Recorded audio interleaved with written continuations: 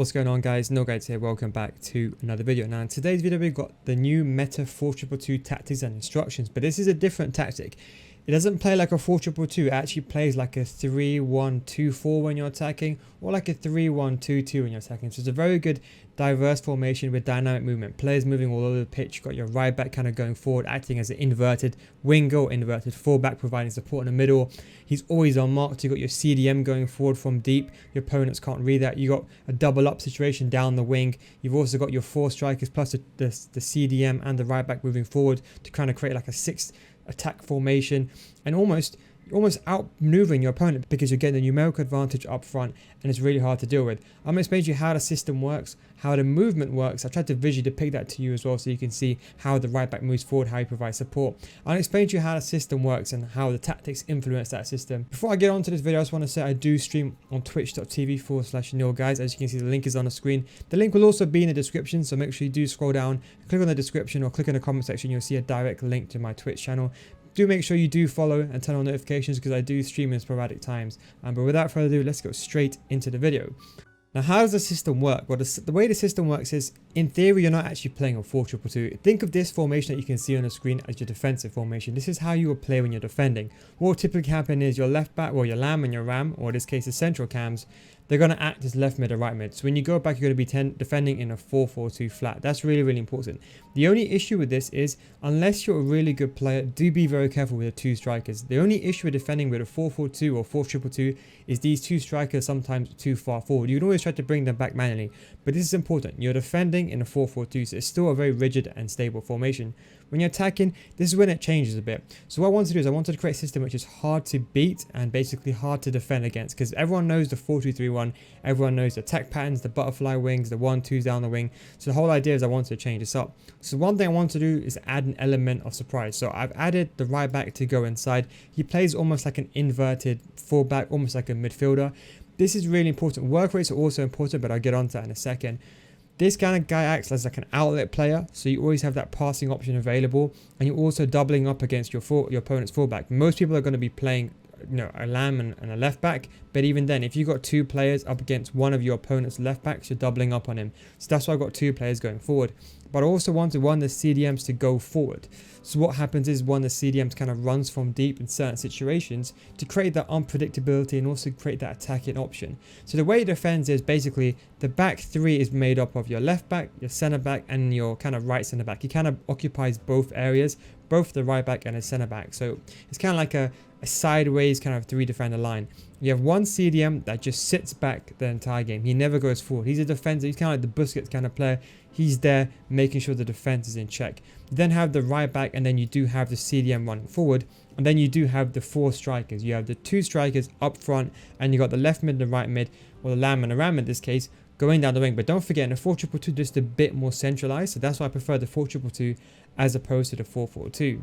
So in order to achieve this system, the most important thing is tactics. So these tactics are important. I'd recommend for this formation not changing the tactics at all, because everything influences how the system works. And if you change something, it won't work. So this part is really important. Okay, so the defensive style we're going balanced. The most important thing is you keep this unbalanced. If you do use drop back, you're going to have to change this to balanced. But otherwise, the system won't work. You'll be too far back. Recovery will be an issue. Defending will be an issue, and so will attack. If you want to use team press, don't forget, pressure on every touch is a viable option. But I will not use this with this formation. That's one thing. You might see me use it in other formations, but not with this one. Use balance. This way you're in a stable shape. Your defensive line not moving too much out of position. And you press in the middle of the pitch. I suppose you can say AI presses a little bit, but doesn't offer you too much support. If you want to use team press, you can always do so when you're losing with this formation. But balanced is more than good enough. Now, the width, the defensive width, the attacking width are also very different. This is important. People always get these confused. Remember, this is just a defensive width. This is when you're defending. Now, remember, you're going to be defending like this in a 4-2-2. So how does the system work? So when you're defending, I've gone with just one narrow, because don't forget, although this is a 4-2-2, people think, oh, it's a very narrow formation. These guys, they act as left mids and right mids, in my opinion. So they're not actually playing as cams or central cams. They're playing as lambs and rams, like in a 4-2-3-1. So I've gone just a bit lower, because when I do want them to come back, I don't want them to be too far wide. And also, with the 4-4-2, it's quite a wide formation. You don't want your formation to be too wide, because you're going to create gaps. So 4 is a good, appropriate balance. The depth, the same thing. This is only when you're defending. I want to be sitting a back, so therefore people can't just, spam 1-2s and get it behind your defensive line, as opposed to like using 4 or 5 depth. But also you're going to be attacking most time in this formation. Sometimes, when you do relegate to like a defensive formation, you want to have 3 depth. That way you can mark outside the box. You can also bring your strikers back, because as I said, your CDMs, to defend in a 4-2-2, you have to rely on your CDMs. Most of the time your 2 strikers are too far forward. Now if your depth is too high, those 2 strikers are too far forward to bring back manually. But with 3, you can always switch to your strikers and bring them back. That's the key. That's why everyone struggles with a 4-2-2 now and a 4-4-2. It's because those 2 strikers are too far forward. A lot of players that are below elite, that's why they struggle a lot with this formation. So depth on 3 kind of eliminates that position of you can't bring in the strikers back. Now over to the defensive style. Now don't forget, we're going to be using long ball. Now long ball, don't forget, it's not like you're playing old school football, you're lobbing the ball up to like a target man. What long ball basically means is getting behind. So in case you guys don't know, with your strikers you can have, for example, a getting behind option, right? You can always put getting behind as attack and run. But with the cams, you can't do that. There's no getting behind option. So basically the best way I can explain it is long ball is just saying, okay, you guys go make runs going forward. This is really important for the right back and the CDM and the 2 cams. You want them to be making runs going forward as opposed to being very static and stagnant. That's why I like to use long ball quite a lot. So this is very, very important. So it's not saying that you're going to be doing these, as you can see was depicted over here. It looks like, your players are making lob passes forward. It's not the case. It just means players will be making runs going forward. Now with the attacking width, we have gone with 2 less to 3. Very simply because it's quite a narrow formation. Don't forget you've got the right back and the CDM coming in as well. So you want to pack out the middle areas. Don't forget the Lamb and the Ram, they're going to be going out wide, acting as doubling up. The key is you want to be defending against your opponent's 4-4-2. Now if your opponent's playing a 4-4-2 or 4-2-3-1, you want to create a numerical advantage by having your 4 attackers marking his 4 attackers, and you want the CDM and you want his 2 CDMs and your CDM and your right back almost occupying his players. So you basically got like a 6v6 situation. That's why I've created a system to make a 6v6. So if he makes a mistake, he is in big trouble. So again, I don't want them to be too far apart. I want them to be a bit narrow so you can play the passes between them. And then players in the box, this one's important. I've gone with 4. Players do still get into the box, but this is important because the way the CDM is positioned, I think 4 is the best balance where the CDM is positioned, not too far back where he doesn't make the runs, not too far forward where he's like kind of getting marked by their CDM. But with 4, I believe the CDM is just on the position with a medium high work rates, is just in a position to make the runs going forward. Corners and free kicks, I leave them on 1, but you can turn them to however you want. Obviously, the higher you leave it, the more susceptible you'll be to the counter attack. Now, this is where it gets a bit spicy, I suppose you can say. 2 strikers, we both got them on stay central, come back on defense. Now come back on defense is really important because if your opponent is parking the bus, you don't want your players to be in front of the ball. You want them to be behind. That way you can select your striker and then press your opponent. So come back on defense is important, plus it adds a defense stability. The main reason of stay central is we want them to be in the middle of the pitch at all times, because we've got our right back coming in, we've got our CDM coming in. We want these guys to be the 2 danger areas. I would recommend 2 5-star weak foots. We don't want to use getting behind, target man, none of that. Leave them on balance. Let them make their own decisions. Now for both the cams, we've got both the cams will come back in defense. This one you're defending, these guys will just come back to ensure you defend in a 4-4-2. So this is just more defensive stability. So we've got them both on comeback and defense.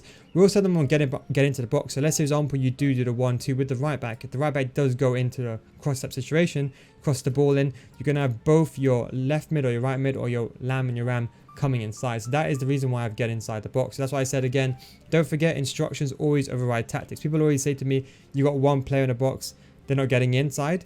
Even with 4, if you put get inside or get into the box, don't forget instructions always override tactics. And on that note, D-pad tactics also override instructions, but we'll get on to that in a second. Now, one of the CDMs, you have on stay back while attacking, cut passing lanes, cover center, and conservative interception. This one is really important, especially with long balls. Players will be making runs forward with long ball. You want your CDM to be sitting there, not taking any risks. It's the same with the other CDM. Now, I put conservative interceptions on my other CDM. Now, look at this clip, for example. Although he's on balance, this CDM, which we'll get onto in a second, with conservative, he doesn't make the advanced pushes forward and he doesn't aimlessly run forward. When you do lose the ball, he kind of runs back and sticks back to his position. So that's why we've gone with conservative interceptions. Again, we've gone with a medium defense, or medium a defensive and high attacking player, which I'll get onto in a second. We got this guy on balance. This is important. With balance and a combination of long ball, the CDMs are going to be making those runs going forward.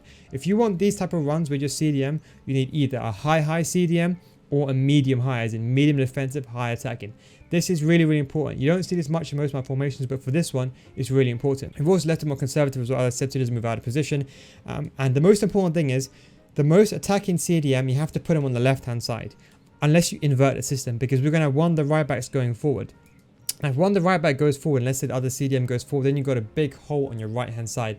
So to counter that, we have the one on the left-hand side going forward. That way you have stability, and this way if the right back goes forward, at least you've got that Kante CDM. So if you do get counter attack, at least your right CDM is there available to also run back into a right back position. So that is really important. So whichever player you do have on balance, to make sure the opposite fullback is on stay back while attacking. And tying into that, that's how you create the system. So, you know, the fullback, we have him on stay back while attacking. We also have him conservative again. With long ball, the left back and right backs, they're much higher up the pitch. We have him on conservative again because, you know, we're playing in a back three.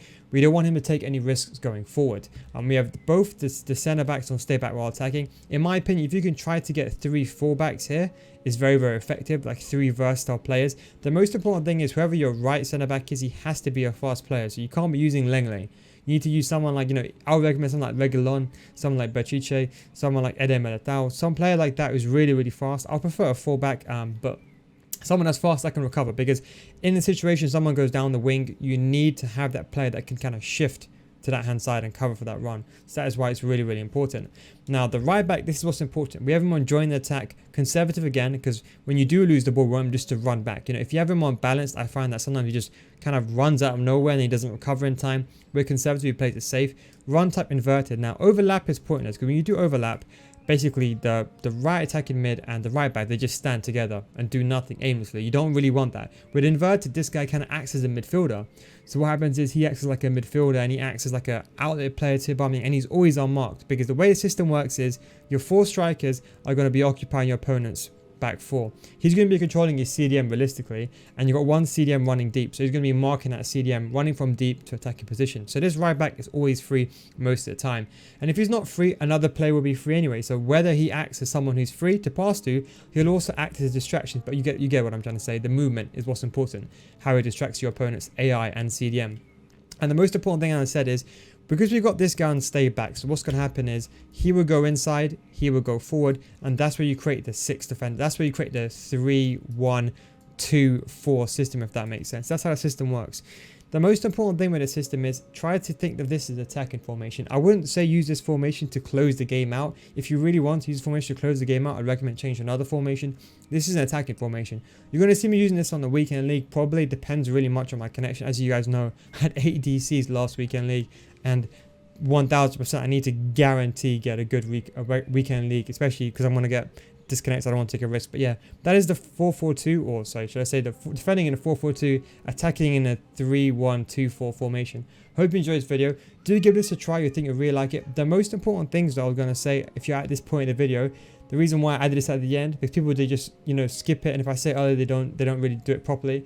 You need here a medium high or a high high.